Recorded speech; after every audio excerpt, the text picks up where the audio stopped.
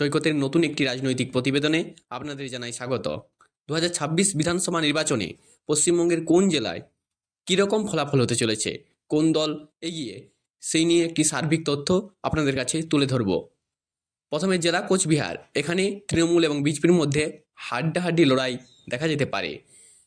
তারপরে জেলা আলিপুরদুয়ার জেলায় বিজেপি তৃণমূলের তুলনায় অনেকটা এগিয়ে। জলপাইগুড়ি জেলায় বিজেপি ভালো ফলাফল করবে তৃণমূলের তুলনায়, এবং সিপিএম কংগ্রেস এখানে খাতা খুলতে পারবে না। তারপর দার্জিলিং জেলায় রয়েছে 4টি আসন, এখানে বিজেপির সংগঠন ভালো হয়, 4টি আসনই যেতে চলেছে বিজেপির দখলে।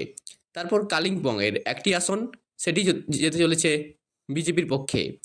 তারপর উত্তর দিনাজপুর এবং দক্ষিণ দিনাজপুর, এখানে যদি সার্বিক ফলাফল দেখা যায়, তৃণমূল খুব ভালো ফলাফল করবে বিজেপির তুলনায়।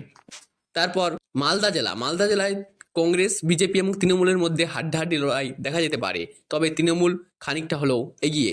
মুর্শিদাবাদ জেলায় 2 থেকে 3টি আসন পেতে পারে বিজেপি, বাম কংগ্রেস জোট পেতে পারে 1 থেকে 2টি আসন, বাকি সমস্ত আসনগুলি যেতে চলেছে তৃণমূল কংগ্রেসের দখলে।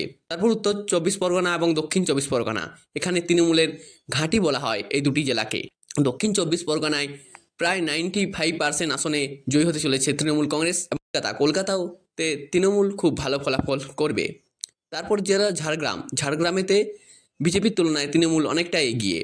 তারপরের জেলা পুরুলিয়া, সমানভাবে ফাইট হতে চলেছে বিজেপি এবং তৃণমূলের।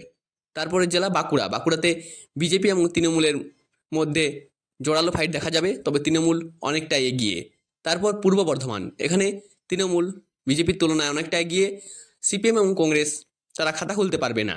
পশ্চিম বর্ধমান, এখানে বিজেপি এবং তৃণমূল তাদের মধ্যে সমানে টক্কর থাকবে। তারপরে জেলা বীরভূমে 1 থেকে 2টি আসন পেতে চলেছে বিজেপি,